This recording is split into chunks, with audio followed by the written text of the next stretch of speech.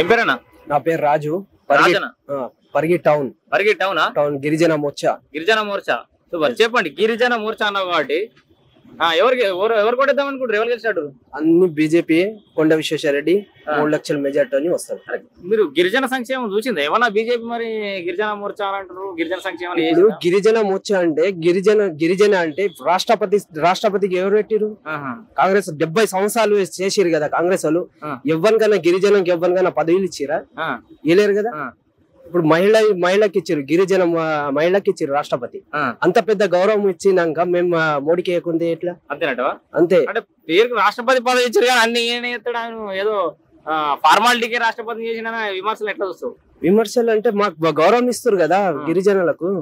ఇప్పుడు ములుగులో ఆల్రెడీ గిరిజన యూనివర్సిటీ వస్తుంది. అదే కదా మాకు కావాల్సింది. గిరిజనులకు భారతీయ జనతా పార్టీలో సరైన గౌరవం దక్కింది. సరైన గౌరవం ఉంది, అందరికి అనుకూలంగానే చూస్తుంది. ఏది చిన్న తేడా పెద్ద తేడా అనేది ఏం లేదు, సమానంగా తీసుకెళ్తుంది. ఓకే, గిరిజనులు మొత్తం ఒక సైడ్ ఉన్నారంట? బీజేపీ ఒక్క సైజే ఉంటాం, ఒక్కటే సైజ్.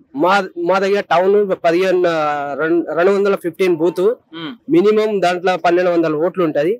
మినిమం 1000 ఓట్లు దాటుతాయి బూత్ లో. 100% ముందు నుండి నేనే వేపిస్తా. ముచ్చట సవాలే లేదంటే సవాలే లేదు. అవతలతో సవాల్ ఇస్తా కావాలంటే. అంతే. అంతేనా? అంతే. ఇప్పుడు జనరల్ గా గిరిజనులకు మరి పోడు అదేంది భూములకు పట్టాలు ఇచ్చినాం, అవి చేసినాం ఇవి చేసినాం మన దాకా బీఆర్ఎస్ వాళ్ళు చెప్పి. ఇప్పుడు కాంగ్రెస్ ఇయ్యలేరు.